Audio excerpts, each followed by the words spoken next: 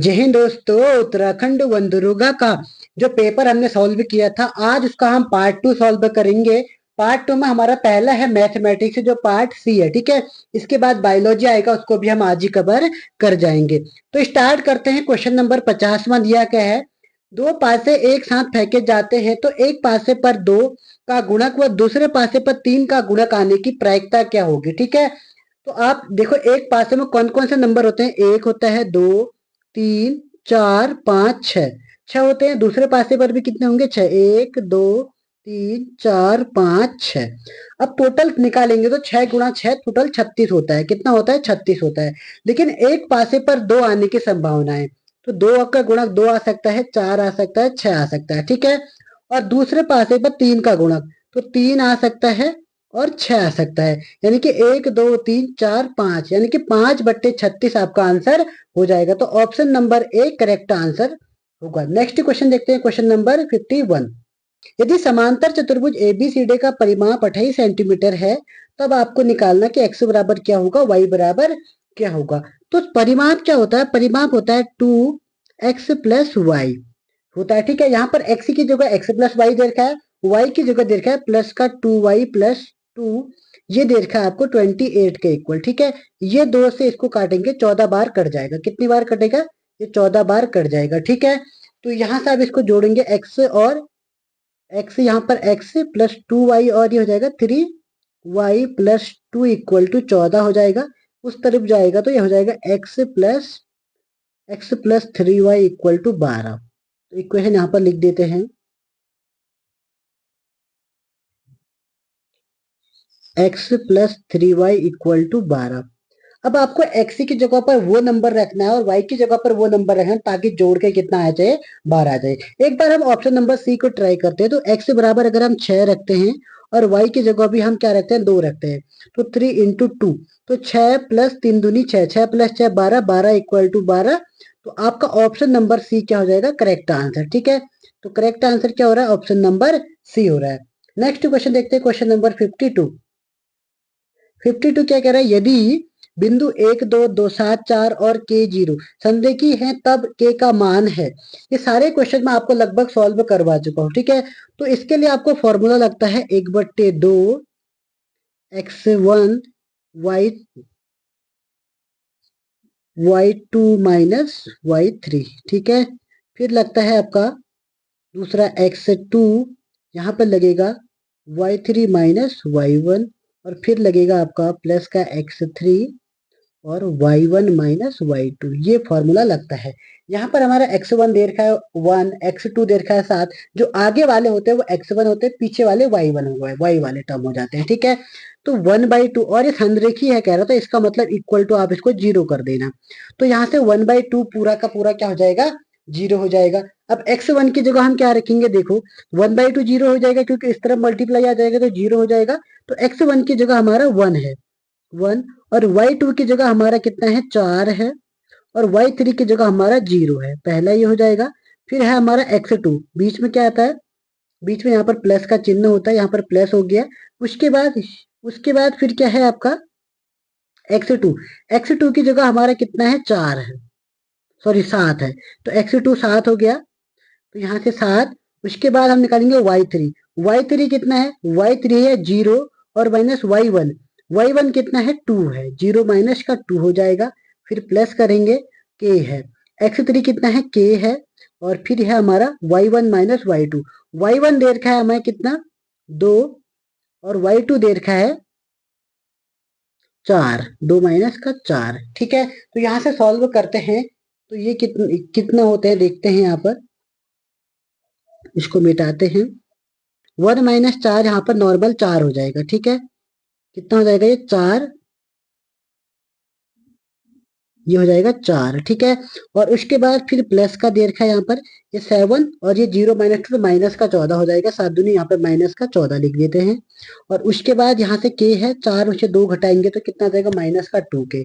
तब ये माइनस का 2k इक्वल टू क्या आ जाएगा, 0 आ जाएगा। तो -14 में से 4 घटाएंगे तो माइनस का 10, के बराबर माइनस का 2k हो जाएगा। तो इस तरफ जाएगा तो ये प्लस का हो जाएगा, तो 2k कितना हो जाएगा, प्लस का, तो 2k बराबर 10 आ जाएगा। तब यहाँ से 2k बराबर माइनस का 10 आएगा, ठीक है। यहाँ पर माइनस है, इसको माइनस 10 आ जाएगा और k बराबर माइनस का 5। ऑप्शन नंबर सी आपका करेक्ट आंसर। तो ऑप्शन नंबर सी आपका करेक्ट आंसर हो जाएगा, ठीक है। क्वेश्चन नंबर 53 है, कौन 5 क्रमागत पूर्णांकों के गुणनफल के लिए निम्न में से कौन सा कथन असत्य है। अब 5 क्रमागत कोई भी ले लेते हैं हम, क्रमागत पूर्णांक संख्या कह रहा है तो पूर्णांक में जीरो भी आते हैं, तो हम जीरो को नहीं लेते हैं, एक लेते हैं, 2 3 4 5 ये ले लेते हैं। अब इनका गुणनफल करेंगे तो 5 को 20, 20 60 दूनी 120, तो 120 आ रहा है तो 120 को सबसे डिवाइड करो, 3 से पूरा पूरा भाग जाएगा, 4 से भी पूरा पूरा भाग जाएगा, 15 से भी पूरा पूरा भाग जाएगा, लेकिन 9 से नहीं जाएगा, तो ऑप्शन नंबर सी आपका करेक्ट आंसर हो जाएगा, ठीक है।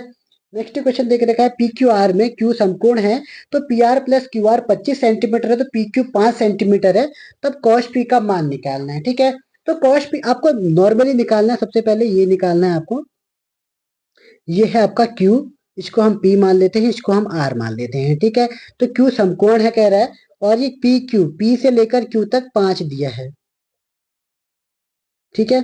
तो P से लेकर Q तक कितना दे रखा है, 5, ये दे रखा है आपको 5, और इन दोनों को जोड़ के आपको बताना है, ठीक है। जब भी आपको ऐसा याद रखना, 5 ये होता है 13, ये होता है 12, आप वैसे नॉर्मल भी निकाल सकते हो, लेकिन मैंने इसको ट्रिपलेट से याद कर रखा है, तो 13 और ये 5 ये 12 हो जाएगा, ठीक है। तो कॉस P का मान क्या हो जाएगा, कॉस P, तो कॉस का मान क्या हो जाएगा, तो यहाँ से ये हो जाएगा P यहाँ से, ठीक है। तो इसके हिसाब से इसका आंसर कितना होना चाहिए, कॉस पी का होता है एल ए एल, यानी कि आधार बट्टे कर्ण, तो इसका जो आधार होगा, अगर पी से हम यहाँ से देखेंगे तो इसका आधार होना चाहिए कौन सा, ये, तो आधार 5 होगा, कर्ण 13, 13 बट्टे, सॉरी, यहाँ से कितना होना चाहिए, आधार बट्टे कर्ण 5 बट्टे 13 होना चाहिए, तो ऑप्शन नंबर बी आपका करेक्ट आंसर होना चाहिए, ठीक है। इसका अगर नॉर्मल कॉस क्यू पूछता है तब आपका 12 बट्टे 13 आंसर होता है, लेकिन कॉस पी पूछ रहा है, तो इसके लिए हमारा आंसर 5 बट्टे 13 होना चाहिए, ठीक है। एक बार आप इसको चेक अवश्य कर लेना। क्वेश्चन नंबर 55 को देखते हैं, ठीक है।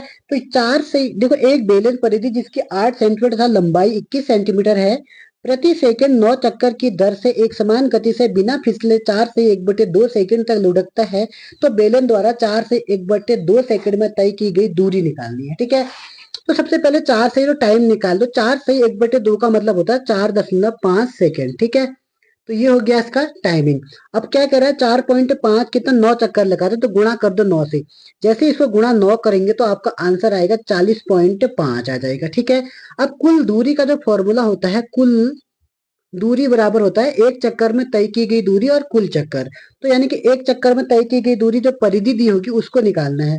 तो परिधि कितना दे रखा है, 8, और गुणा, तो एक चक्कर में जो निकलती है वो परिधि बोलते हैं, तो आपको 8 चक्कर लगाने हैं, और 40.5, जैसे इन दोनों को गुणा करेंगे तो 324 आपका आंसर आएगा, option number D correct answer. तो कौन सा हो जाएगा, D correct answer. Question number 56 है, क्वेश्चन नंबर 60 क्या है, मान लीजिए m एक अभाज्य संख्या है और m से 60 तथा 210 को भाग देने से पर क्रमशः 3 तथा 1 शेषफल मिलता है, तो m से 100 भाग देने पर कितना शेषफल बचेगा। ये क्वेश्चन आसान है, पहले एक काम करो, आप कोई ऐसा नंबर सोचो जिससे अगर 60 को डिवाइड करोगे तो आपका शेषफल 3 बचेगा। अगर मैं 19 से एक नंबर लेता हूँ तो 19 दूना 38, 19 57 होता है, तो पहले मैं अगर 60 को 19 से अगर मैं 60 को भाग करता हूँ तो मेरे पास शेषफल 3 बचता है। अगर 19 से मैं 210 को डिवाइड करता हूँ तो मेरे पास शेषफल 1 बचता है, यानी कि जो हमारा नंबर हो गया वो 19 हो गया, ठीक है। तो m कितना हो जाएगा, 19 हो जाएगा। अब 19 से हमें को 100 से भाग करना है, तो 100 से भाग करेंगे तो 19 पीछे पीछे भी होता है, तो 5 रिमाइंडर बचेगा, तो 5 किस में है, तो ऑप्शन नंबर बी में आपका करेक्ट आंसर हो जाएगा। नेक्स्ट क्वेश्चन देखना है 57 में, क्या कह रहा है, एक समांतर श्रेणी 4 11 18 25 के कौन सा पद इसके 25वें पद से 42 अधिक है, कह रहा है। सबसे पहले आप 25वां पद निकाल लो, तो n की जगह 25 रखना, तो फॉर्मूला कौन सा होता है, तो ए एन बराबर a plus n minus 1 into d होता है, ठीक है। तो ए एन कितना दे रखा है आपको, ए एन आपको निकालना है, ठीक है। तो ए एन बराबर ए प्लस ए की जगह 4 रखना है, प्लस एन क्या होता है, एन जो आपको दिया है कितना 25 माइनस 1, और डी 11 में से 4 घटाएंगे तो 7 हो जाएगा, ठीक है। तो ए एन बराबर कितना हो जाएगा, जैसे ए एन निकालेंगे तो 4 प्लस 25 में से एक 24 गुणा 7, 24 गुणा 7 कर लेते हैं यहाँ पे, 24 गुणा 7, सच्चे को 28 की 8 हचिल लगो 2, 7 दूनी 14 2 16, 168, 168 में 4 जोड़ेंगे तो 172, तो ए एन हमारा निकल गया, ए एन बराबर 172 निकल गया। अब आपको निकालना है जो 25वां पद है, कह रहा है वो 25वां पद से 42 अधिक है। कौन सा पद ऐसा होगा जो 25वें पद से 42 अधिक होगा? तो आपको ये रखना है, आपको जहां पर आपको 172 प्लस 42 कर देना। 25वां पद आपको कितना निकल गया? 142 निकल गया। तो 142 में आपको, सॉरी 172 निकल गया, 172, तो इसमें आपको 42 जोड़ देना है। दो दो चार, सत चार 11 के एक, हासिल लगो एक, 214। तो ये आपकी ए एन आपका 214 हो जाएगा। तो 214, फिर ए की जगह आपका 4 दिया है, 4 प्लस एन की आपका इस बार आपको एन निकालना है, और डी आपका 7 दे रखा है, ठीक है। तो 214 यही रहेगा, ए की जगह आपने 4 रखा, तो यहाँ से हो जाएगा प्लस 7n माइनस का 7 हो जाएगा, ठीक है। तो यहाँ से 214 इक्वल टू करेंगे तो 4 से आ गया, तो माइनस का 3 प्लस 7n हो जाएगा। तो इस तरह भेजेंगे 217 हो जाएगा, 217, 7n बराबर 217 हो जाएगा। तो n बराबर हो जाएगा 7 यानी कि 7 एकम 7, तो 21वां। तो n हमारा 31वां पद हो जाएगा। तो 31वां पद किस में है? तो ऑप्शन नंबर सी आपका करेक्ट आंसर हो जाएगा, ठीक है। नेक्स्ट क्वेश्चन देखते हैं, क्वेश्चन नंबर 58 है।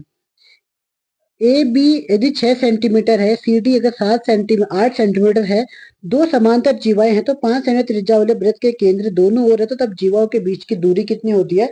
तब यहाँ पर आपका 7 सेंटीमीटर होता है इसका आंसर, ठीक है। इसको आप लोग सॉल्व कर लेना, ये थोड़ा सॉल्व नहीं हो पाया तो मैंने इसको खाली आंसर चेक कर ले, तो आंसर 7 सेंटीमीटर है, ठीक है। क्वेश्चन नंबर 59 है, a x square plus a x plus b equal to 0 है।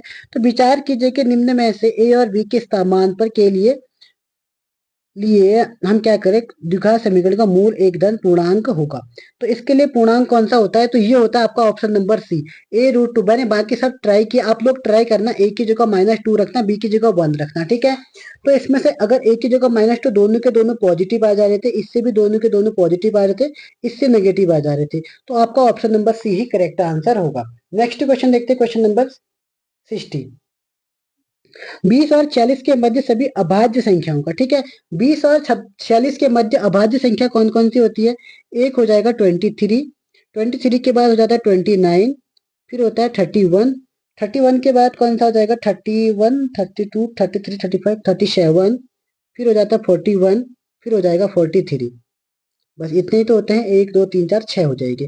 7 1 8, 8 3 11, 11 9 20, 20 और 1 21, 21 और 3 24, 24 की 4 हासिल लगो 2, 4 2 6 3 9 2 11, 2 13, 3 16 और 4 20। तो ये हो जाएगा 204, और डिवाइड करना है इसको 6 से, ठीक है। तो हो जाएगा 6 3 18, 6 को 24, 34 आ रहा है। 34 किस ऑप्शन में आता? 34 ऑप्शन नंबर सी में करेक्ट आंसर हो जाएगा, ठीक है। और क्वेश्चन नंबर 61 है, sine theta plus cosec theta बराबर 2 है, तो साइन की पावर 9 थीटा प्लस कॉसेक की पावर 9 थीटा। जब भी आपको ऐसा क्वेश्चन दे तो आपको सेम वही कर देना कि जितना आपको ये दिया उतना ही ये भी रहेगा, तो आपको ऑप्शन नंबर डी हो जाएगा। इसको याद ही कर लो, ठीक है, वरना ये सॉल्व हो जाता है, लेकिन अभी हमारे पास टाइम नहीं है, तो हम लोग इसको ऐसे ही सॉल्व कर लेते हैं। क्वेश्चन नंबर देखते हैं 62। 62 में कह रहा है कि दिए गए चित्र में स्पर्श रेखा पीटी केंद्र ओ से वृत्त के ए पर स्पर्श करती है। तो आपको देखो जो ये एंगल दिख रहा है, ये एंगल पूरा 90 डिग्री का दिख रहा है, ठीक है। और ये एंगल 50 डिग्री का, यानी कि टोटल 180 डिग्री का एंगल होता है। तो आपको देख रहा है कि कौन कौन सा एंगल इसमें सही हो सकता है, देखते हैं। तो इसमें सबसे पहले क्या है? BAT एंगल, BAT क्या 50 डिग्री का हो सकता है? क्या बताना है आपको, स्पर्श करती है क्या, तब ऐसा हो सकता है या नहीं हो सकता है? क्या एंगल जो BAT है वो 50 डिग्री का हो सकता है? बिल्कुल नहीं हो सकता है। BAT ये तो 90 डिग्री का दिख रहा है, तो ये तो नहीं हो सकता हमारा। क्या एंगल ABC 50 हो सकता है? इसको देखते हैं, बी क्या देख रहे हैं, एंगल AB और ABC, यानी कि ये एंगल पूछ रहा है, तो ये एंगल 50 हो सकता है, अभी देखेंगे बाद में। उसके बाद कह रहा है कि एंगल BAC 30। अब BAC कौन सा है? BAC, अब देखो ये होता है टोटल कितने का? 90, ठीक है। ये 90 का हो गया, और ये 50 का, और 90 और टोटल ये होता है 180 का। तो 0 9 5 14, 140। तो ये एंगल जो ए होना चाहिए, तो इसके लिए भी हमें कितना चाहिए? 190, 180 का होता है, तो इसमें 40 डिग्री का होना चाहिए। तो ये तो नहीं हो सकता, तो 30, BAC भी 30 नहीं हो सकता है। तो बचा ACB। तो ACB देखते हैं, क्या ACB हमारा 70 हो सकता है? ACB एंगल ACB, तो ये भी एकदम 90 डिग्री का लग रहा है, तो ये भी 70 नहीं हो सकता, ठीक है। तो ये भी आपका गलत हो जाएगा। तो आपका लगता है ऑप्शन नंबर बी सही होगा। तो ये हो सकता है, ये 50 हो सकता है, ऑप्शन नंबर बी आपका करेक्ट आंसर हो जाएगा, ठीक है। नेक्स्ट क्वेश्चन देखते हैं। ये इसका आंसर आपको डी कर देना है, ए माइनस बी माइनस सी। एक शून्य कहता है अन्य शून्यों का योग क्या होगा, तो लगभग ये डी कर लेना इसमें। वैसे मेरे हिसाब से आंसर कोई भी इसमें सही नहीं है, ठीक है। मैंने जहां तक वो क्वेश्चन किया तो मेरे को कोई भी आंसर इसमें सही नहीं लगा, लेकिन फिर भी मैं ऑप्शन नंबर डी के साथ जाना चाहूंगा। क्वेश्चन नंबर क्या कह रहा है, 64 है कह रहा है, ठीक है। अब क्वेश्चन नंबर 64 क्या कह रहा है, इसको ध्यान से देखिएगा। कह रहा है आर बराबर 6 सेंटीमीटर त्रिज्या की एक धातु के एक ठोस गोलाकार गेंद को पिघलाकर पुनः 3 ठोस गोलाकार गेंदों के रूप में ढाला गया, तो दो गेंदों की त्रिज्याएं क्रमशः 3 सेंटीमीटर तथा 4 सेंटीमीटर, तीसरी गेंद की त्रिज्या होगी। जब भी आपको ऐसा दे तो R1 आपको 3 मान लेना, कैपिटल आर मान लेना, बाकी इसको सॉल्व कर जाना है, ठीक है। ये हमारा R1 मान लेते हैं, इसको कैपिटल R1, इसको R2, इसको स्मॉल R1, इसको स्मॉल R2 और इसको स्मॉल R3 तीसरे को मान लेते हैं, ठीक है। अब इसको सॉल्व करते हैं, तो सॉल्व कैसे होगा देखो। अब क्या कह रहा है, आयतन, गोले का आयतन क्या होता है, 4/3 पाई और कैपिटल का आर, आप कैपिटल आर यानी कि बड़ा आर, तो बड़ा आर 6 का क्यूब इक्वल टू आपको करना है 4/3 पाई R1 का स्क्वायर, R1 कितना है यहाँ पर 3 का स्क्वायर, ठीक है। फिर प्लस करना है आपको 4/3 पाई, यहाँ पर लिखना है आपको आर यानी कि 4 का क्यूब, और प्लस हम इसको मान लेते हैं एक्स, 4/3 पाई इसको एक्स मान लेते हैं, एक्स का क्यूब हो जाएगा, ठीक है। तो यहाँ से सब में 4/3 कॉमन आ जाएगा तो कट जाएगा, तो यहाँ से 6 का क्यूब बचेगा 216, और यहाँ से बचेगा आपका 3 का क्यूब, 3 का क्यूब होता है 27, और प्लस यहाँ से बचता है आपके पास 4 का क्यूब, 4 का क्यूब होता है 64, और प्लस यहाँ से बचता है एक्स क्यूब। तो ये 216 इक्वल टू करेंगे तो 7 4 11 1 हासिल लगोगे, 6 2 8 1 9 91। तो इसको इस तरफ भेजेंगे तो 216 में से 91 घटाएंगे, 216 माइनस 91, तो 6 में से 1 गया 5, 11 में से 9 गया 2, बच गया 125। तो एक्स क्यूब बराबर कितना आ जाएगा आपका 125। तो यहाँ से एक्स निकालेंगे तो 5 आ जाएगा। तो एक्स की वैल्यू 5, ऑप्शन नंबर ए आपका करेक्ट आंसर, ठीक है। नेक्स्ट क्वेश्चन देखता है, क्वेश्चन नंबर 65। ये क्वेश्चन भी काफी आसान था, ये क्वेश्चन मैं आपको करवा भी चुका हूँ, ठीक है। 3 4 7 8 10 18, एक्स प्लस 2 एक्स प्लस 4 26 28 31 36 और 28 38 और 40 तब एक्स का मान आपको निकालना है। आपको माध्यिका निकालनी है, माध्यिका निकालते हैं बीच के दो, बीच का एक नंबर होता है, ठीक है। ऑड नंबर है, इवन नंबर, अगर इवन नंबर होगा तो बीच के दो निकालने पड़ते हैं, अगर ऑड नंबर होगा तो बीच का एक। टोटल गिनते कितने, 1 2 3 4 5 6 7 8 9 10 11 12 13 14, तो इवन है, तो इवन नंबर तो बीच बीच के दो ले लेते हैं। वैसे ये लगे हैं तो एक आरोही क्रम में लगे हैं, तो 1 2 3 4 5 6 एक तरफ ले लेते हैं, 1 2 3 4 5 6 एक तरफ, तो बीच में बचता क्या है, x plus 2 plus x plus 4, दो है तो डिवाइड करेंगे 2 से, और इक्वल टू कितना दे रखा है, मीडियन 20। तो इससे काटेंगे तो यहाँ चले जाएगा 40, तो 2 4 2 6, तो 2x प्लस 6 इक्वल टू हो जाएगा 40, तो उस तरफ कटा ये हो जाएगा 34 हो जाएगा, 2x बराबर 34, तो x बराबर 17 आ जाएगा। तो x बराबर 17, ऑप्शन नंबर सी आपका करेक्ट आंसर हो जाएगा, ठीक है। नेक्स्ट क्वेश्चन देखते हैं। ये तो आपको थ्योरी, ये तो आपको याद ही होगा, यदि दिए गए रैखिक समीकरण a x plus b one x plus b one y plus c one equal to 0 है, a two x plus b two y plus c two equal to 0 है, तो इसका कोई हल नहीं है, तो निम्न में से कौन सी निश्चित रूप से होती है, तब ये होती है A1 A2 equal to B1 B2 does not equal to C1 C2, ये इक्वेशन होती है। क्वेश्चन नंबर 67 देखते हैं। 67 क्वेश्चन काफी टफ था, ठीक है, लेकिन आप एक काम कर ले, उसमें x की जगह अब 1 रख के देखते हैं, तो ये इक्वल टू 0 आ जाएगा। ध्यान से रखना है, यहाँ पर x की जगह आपको क्या रखना है, 1 रखना है, ठीक है।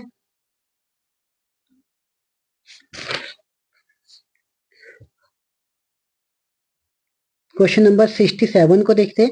x की जगह 1 रखेंगे तो पूरा पूरा कट जाएगा, तो एक आपका क्या निकल जाएगा, 1 निकल जाएगा, ठीक है। अब आपको याद रखना चाहिए जो इसके वो होते हैं, ठीक है, जो alpha plus beta plus gamma जो होता है वो किसके इक्वल होता है, वो याद रखना चाहिए, ठीक है। तो ये alpha plus beta plus gamma equal to ये होता है आपका माइनस का बी अपॉन ए होता है। अब बी आपका कितना देर का है, बी देर का आपको 73। अब इसको रख के देखते हैं, तो अल्फा प्लस अल्फा की जगह माइनस का 9 देख कर देखते हैं, प्लस बीटा की जगह डी को रख के दे रहा हूं मैं, ठीक है। और बीटा की जगह मैंने 81 रखा है, और गामा अभी हमने निकाला 1, ठीक है। तो 81 में से एक गया 80, 81 में से एक गया तो 80, ठीक है। 81 में एक जोड़ा 82, 82 में से हमको 9 घटाना है, तो 82 में से अगर हम 9 घटाएंगे तो 12 में से 9 गया तो 3 बच गया, 8 7 73। और 73 और बी यहाँ पर कितना दिया है, ये देखो यहाँ पर 73, यहाँ पर बी दे रखा माइनस का 73। तो इसका मतलब क्या है, तो हमारा ऑप्शन करेक्ट क्या हो रहा है, ऑप्शन नंबर डी। आप इसको देख लेना, जो ये होते हैं फॉर्मूले आपको, alpha beta plus beta gamma plus gamma alpha, इस फॉर्मूले भी रख कर देख लेना।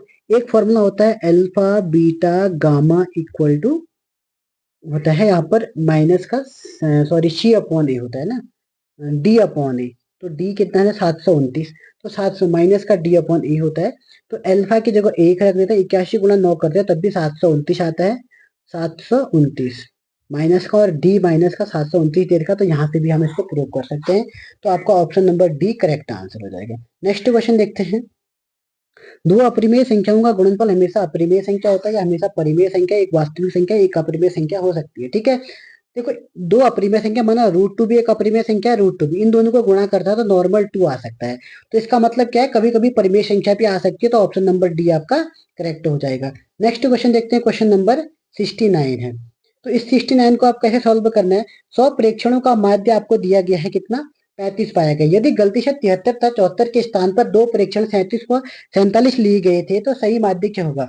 आपको 37 की जगह 73 लिया गया था, 47 की जगह आपको क्या लिया गया था, 47 की जगह आपको लिया गया था 47 की जगह आपको क्या लिया गया था, 74 लिया गया था, ठीक है। तो आपको क्या करना है, नॉर्मली इसमें से इसको घटाना है।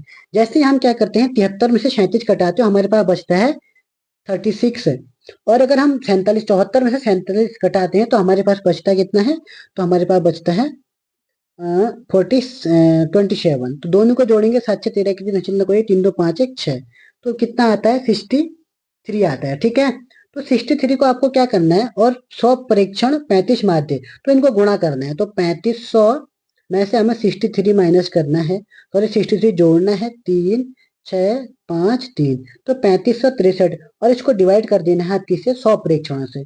3563 डिवाइड बाई 100, तो 2 पॉइंट हट जाएगा, तो 35.63, तो 35.63 ऑप्शन नंबर बी आपका करेक्ट आंसर। क्वेश्चन नंबर 70 दिया गया है, वृत्त में परिधि और व्यास का अनुपात सदैव नियत रहता है, बिल्कुल सही है, सदैव नियत रहता है, ठीक है। आयताकार में बक्से में सबसे बड़ा रेखाखंड उसका विकर्ण होता है, ये भी सही है, ठीक है। समचतुर्भुज का क्षेत्रफल उसके विकर्णों के गुणनफल के बराबर होता है, ये नहीं होता, ये गलत है। और वृत्त की सबसे बड़ी जीवा उसके केंद्र से होकर गुजरती है, ये भी बिल्कुल सही है। तो आपका हो जाएगा 1 2 4 सही, तो और 2 4 ऑप्शन नंबर सी करेक्ट आंसर, ठीक है। नेक्स्ट क्वेश्चन देखते हैं, क्वेश्चन नंबर 71 दिए हैं। दो घनों के आयतनों का अनुपात 27 तथा 64 है, तो इनके संपूर्ण पृष्ठों का क्षेत्रफल का अनुपात क्या होगा, ठीक है। क्षेत्रफल पूछ रहा है। अगर हम a अनुपात b निकालते हैं, तो अगर a की जगह 3 रखते हैं तो 3 का क्यूब कितना होता है, 27 होता है, तो एक 3 हो जाएगा, और 4 का क्यूब करते हैं तो 64 होता है। अब हमें निकालना है इसका क्षेत्रफल, मतलब इसका स्क्वायर, 3 का स्क्वायर 9 हो जाएगा, 4 का स्क्वायर 16, तो ऑप्शन नंबर सी आपका करेक्ट आंसर हो जाएगा, ठीक है। नेक्स्ट क्वेश्चन देखते हैं, क्वेश्चन नंबर 72। 256 की पावर -1/2, तो एक काम करते हैं, हम पहले 256 को 1/256 की पावर 1/2 लिख लेते हैं। अब 256 कितने का स्क्वायर होता है, 16 का स्क्वायर होता है, तो 1/2, तो यहाँ से काटेंगे तो 2 से 2 कट जाएगा। अब हमारे पास नेक्स्ट स्टेप क्या रहा, 1/16 की पावर क्या बचा, माइनस का 1/4, और इसका पूरे की पावर बचा 3। अब इसको ऊपर ले जाएंगे जैसे ही, तो ये 1/16 को हमने 16 लिखा, तो इसकी पावर जो 1/4 थी वो नॉर्मल, मतलब प्लस का 4 हो जाएगी, 1/4। अब हम 2 को 16 को लिख सकते हैं 2 की पावर 4 इंटू 1/4, 4 से ये 4 कट जाएगा, फिर इसकी पावर 3 है। अब 2 की पावर लास्ट बचा कितना, 3 है, 2 की पावर 3 8 होता है, तो 8 option number A correct answer हो जाएगा, ठीक है। नेक्स्ट क्वेश्चन देखते हैं, क्वेश्चन नंबर 63, ठीक है। 73, यदि एक दिए गए चित्र में सी डी बराबर 10 दिया है तो ए बी की लंबाई कितना है, ये क्वेश्चन मैंने नहीं किया, तो इसका आंसर आप लोग एक बार अवश्य आपको आएगा तो कमेंट करना। 73 का आपको कमेंट करना है, ठीक है। नेक्स्ट क्वेश्चन देखते हैं, क्वेश्चन नंबर अब यहाँ से आता है बायोलॉजी, ठीक है। अब बायोलॉजी के क्वेश्चन है, काफी टफ बायोलॉजी थी, कुछ क्वेश्चन बायोलॉजी में गलत भी हो सकते हैं, तो आप लोग, मैंने गूगल से सर्च किया तो गूगल से भी बहुत क्वेश्चन नहीं मिल रहे थे, ठीक है। फिर भी मैंने थोड़ा बहुत करके आगे पीछे करके कर रखे हैं। एक आध क्वेश्चन अगर कोई गलत हो सकते हैं तो आप लोग उसको देख लेना, ठीक है। निम्न में से किस मवेशी या प्रजाति पनीर चीज उत्पादन के लिए अधिक उपयुक्त माना जाता है? तो यह माना जाता है हिस्टोरियन फ्रिजन, ऑप्शन नंबर ए इसका करेक्ट आंसर हो जाएगा। नेक्स्ट क्वेश्चन 75 है। दो समान सांद्रता के गोल ए और बी अर्ध पारगम्य झिल्ली से वितरित हैं तो जल के अणु को गमन दिशा होगी। तब ये क्या करते हैं? ये करते हैं दोनों दिशाओं में जाते हैं, मतलब जो ए होगा वो बी की तरफ जाएगा, जो बी होगा वो ए की तरफ जाएगा, ऑप्शन नंबर सी करेक्ट आंसर हो जाएगा, ठीक है। नेक्स्ट क्वेश्चन देखते हैं, क्वेश्चन नंबर 76 है। ग्लाइकोलिसिस और क्रेब्स चक्र के बीच संयोजक कौन होता है? तो ये होता है acetyl CO A, option number C correct answer. Question number 77, निम्नलिखित में से कौन सा हार्मोन अग्नाशय बनाता है? अभी अग्नाशय कौन सा हार्मोन रिलीज करता है, तो ऐसा तो सिलेबस में था, लेकिन अग्नाशय कौन सा हार्मोन बनाता है? तो वो बनाता है सेमेटोस्टेटोलिन, option number A correct answer, ठीक है। क्वेश्चन नंबर ये है आपका 78, मनुष्य में सैटेलाइट अथवा सेट गुणसूत्र सामान्यतः एंट्रोसैनिक गुणसूत्रों के लघु भुजा से संबंधित होते हैं। इस प्रकार के अविशिष्ट गुणसूत्रों से संबंधित सही विकल्प चुनिए। तो इसका आता था 13, 14, 15, 21 और 22, ऑप्शन नंबर बी आपका करेक्ट आंसर, ठीक है। ये भी हमारे आउट ऑफ सिलेबस क्वेश्चन था। क्वेश्चन नंबर 79, यहाँ एक सामान्य वयस्क मनुष्य से संबंधित फेफड़ों की क्षमताओं संबंधित आंकड़े दिए गए हैं। तो 3000 ml, 1500 ml, 4500 ml, 1500 ml। उस सही विकल्प का चयन कीजिए जो रेजिडुअल आयतन, वोटियल कैपेसिटी, टाइडल आयतन तथा इंसिपिड रिजर्व आयतन के क्रम को दर्शाता है। ये क्वेश्चन भी हमारा आउट ऑफ सिलेबस था, फिर भी इसका आंसर गूगल से देख के ऑप्शन नंबर बी आपका करेक्ट आंसर आता था, ठीक है। नेक्स्ट क्वेश्चन देखते हैं, क्वेश्चन नंबर 80, ये फिर भी ठीक था। जीवाणु में विषाणु की रोग की सबसे पहले वैज्ञानिक की जानकारी किसने दी? तो लुई पास्चर ने दी, ऑप्शन नंबर सी करेक्ट आंसर। क्वेश्चन नंबर ठीक, ये भी ठीक था लगे थोड़ा बहुत, लेकिन ये थोड़ा हाई लेवल का क्वेश्चन था, लेकिन सिलेबस के अनुसार था। मानव शरीर में शीतु काल में जब उपस्थित उपस्थित यानी कि कार्टिलेज बोलते हैं कि जगह अस्थि का ढांचा ले रहा होता है, तब इन कोशिकाओं में कौन सा अंगक अधिकता में पाया जाता है? तो ये होती है आपको ईआर रेटिकुलम यानी कि अंतः द्रव्य जालिका, option number A correct answer. Question number 82 है। दिए गई पहचान करें और सही विकल्प का चयन करें। ये चित्र आपने देखा होगा, ये बनाया भी आपने होगा। तो ये होता है इनकम्प्लीट लिंकेज यानी कि अपूर्ण सहलग्नता, ऑप्शन नंबर सी आपका करेक्ट आंसर। क्वेश्चन नंबर 83 देखते हैं। 83 क्या कह रहा है कि निम्नलिखित में से कौन सा मिलान सही है जो एल्यूरोप्लास्ट प्रोटीन का संग्रहण करता है? ऑप्शन नंबर सी करेक्ट आंसर। क्वेश्चन नंबर 84 है। 84 क्या कह रहा है? वह या संधि के समय निम्न में से वृषण का कार्य नहीं है। वृषण का कार्य होता है जनन कोशिकाओं का निर्माण करना, नहीं होता है, और एस्ट्रोजन का श्रावण करना, ये दो नहीं होता। बाकी सॉरी ये होता है, ये दोनों नहीं होता है। तो 1 और 4 नहीं होगा, तो 1 और 4 ऑप्शन नंबर डी आपका करेक्ट आंसर हो जाएगा। नेक्स्ट क्वेश्चन देखते हैं, क्वेश्चन नंबर 85, निम्न में पादप में समूह में सबसे अधिक विविधता पाई जाती है? तो कवक में, फंगी में सबसे ज्यादा विविधता पाई जाती है, ऑप्शन नंबर बी आपका करेक्ट आंसर। क्वेश्चन नंबर 86 है, ठीक है। तो पुष्प क्रम तथा उसके उदाहरण को सम्मिलित कीजिए। तो इसमें क्या होता है? तो हाई पेंडिज होता है, अंजीर का होता है, और छत्रक गाजर गाजर का होता है, सूकी सूकी होता है सूर्यमुखी का, मुंडक होता है पालक का। तो ये हो जाएगा आपका option number A correct answer हो जाएगा, ठीक है। Option number A correct answer हो जाएगा, ठीक है। आपको देख लेना ऑप्शन अगर गलत हो गए होंगे तो, ठीक है। कोई 87 है। निम्न में से कौन से प्रोटीन में अर्जिनिन और लाइसिन जैसे क्षारीय अमीनो अम्ल की प्रचुरता होती है और वे क्रोमेटिन के घटक होते हैं? तो हिस्टोन होता है, ऑप्शन नंबर डी आपका करेक्ट आंसर। क्वेश्चन नंबर 88 है। निम्न में से किनके द्वारा जठर हार्मोन गैस्ट्रिक हार्मोन स्रावित होता है? जी कोशिकाएं होती है, इसको गॉबलेट कोशिकाएं भी कहते हैं, ऑप्शन नंबर सी करेक्ट आंसर। क्वेश्चन नंबर 89 है। इसको सॉल्व करना पड़ता है। जिब्रेलिनो का उपयोग कैसे कृषि में भी किया जाता है? निम्न में से किसका उपयोग थॉमसन के बीज रहित अंगूर के उत्पादन करने हेतु किया जाता है? तो ये होता है GA3, ऑप्शन नंबर सी इसका करेक्ट आंसर हो जाएगा, ठीक है। नेक्स्ट क्वेश्चन देखते हैं, क्वेश्चन नंबर 90, कुछ जंतुओं के युग्मनज में विदलन सर्पिल व निश्चयात्मक है होता है। इस प्रकार के विदलन प्रकार में संतति कोशिकाओं का भविष्य प्रारंभ से ही निर्धारित होता है। यह पहचान का लक्षण निम्न में से किस संघ से संबंधित है? तो कहीं पर इसका ए दिख रहा है, कहीं पर बी दिख रहा है, तो जहां तक वो मैं बी के साथ ही जाऊंगा, मोलस का जाता है एनिलेडा करेक्ट आंसर हो सकता है, ठीक है। इसमें डाउट है तो आप लोग एक बार जरूर देख लेना। द्विसंयोजक संवहन बंडल सामान्य रूप से निम्न किस पादप में होता है? तो कद्दू में होता है। Option number A correct answer हो जाएगा। क्वेश्चन नंबर हो जाएगा 92। कैमिलो गोल्जी द्वारा विकसित अकेली तंत्रिका तथा कोशिका संरचनाओं की अभिरंजित करने की क्रांतिकारी विधि कहलाती है। तो ये ब्लैक अभिक्रिया होती है। ऑप्शन नंबर सी करेक्ट आंसर। ठीक है, अब ये क्वेश्चन हमने सुने भी नहीं थे कभी। अब ये यही क्वेश्चन है, देख लो। निम्न में से एक्स फैक्टर, एक्स अथवा स्टुअर्ट फैक्टर भी कहा जाता है, ये थ्रोम्बोप्लास्टिन को बोलते हैं। बड़ी मुश्किल से मिला, गूगल से भी नहीं मिल रहा था। ठीक है, क्वेश्चन नंबर 94 है। निम्न में से कौन सा विकल्प प्राण की परानुकंपी तंत्र के नियंत्रण को दर्शाता है? तो ये हृदय दर की वृद्धि, हृदय दर की कमी था और मूत्राशय संकुचन, ये दोनों करता है, लेकिन इसमें ऑप्शन में मुझे थोड़ा गलत दिख रहा है। तो इसमें correct answer option number c हो सकता है। श्वसन नलिका फैलाना भी इसका काम होता है, पुतली का संकुचन करना भी हो सकता है, लेकिन इसमें डाउट है, तो आप लोग 94 का एक बार अवश्य बताना। ठीक है, अभी मेरे हिसाब से ऑप्शन नंबर सी मान लो। क्वेश्चन नंबर हो जाएगा 95। तो इसको आप देख लेना, इसका आंसर क्या होता है? इसका आंसर ऑप्शन नंबर ए है। ठीक है, ए करेक्ट आंसर है। नेक्स्ट क्वेश्चन देखते हैं, क्वेश्चन नंबर 96 है। कार्बनिक विकास के परमाणु के रूप में निम्न में से कौन अपसारी उद्विकास सिद्धांत पर समर्थन करते हैं? तो समजात अंग, homogeneous organs, option number b correct answer है। और ये निम्न अभिक्रिया ए व बी अध्ययन कीजिए। ग्लूकोज से पेरुवेट प्लस ऊर्जा बनती है, तो पेरुवेट से अगर लैक्टिक एसिड प्लस ऊर्जा मिलाते हैं तो एथेनॉल प्लस CO2 मिलाते हैं। तो इस स्थिति में चयन कीजिए जो क्रमशः उन परिस्थितियों ए और बी को दर्शाता है। तो यहाँ पर ईस्ट और जीवाणु होता है। ऑप्शन नंबर ए आपका करेक्ट आंसर। नेक्स्ट क्वेश्चन देखते हैं, क्वेश्चन नंबर 98। मिश्रित मत्स्य संवर्धन प्रणाली हेतु कौन सी मछली सुयोग्य होती है? तो ये महासीर मछली, option number b correct answer. Next question देखते हैं, नहीं होती है कह रहा है। ठीक है, बाकी रोहू, मृगल और कॉमन कार्प ये होती है, लेकिन महासीर नहीं होती है। नेक्स्ट क्वेश्चन देखते हैं, क्वेश्चन नंबर 99।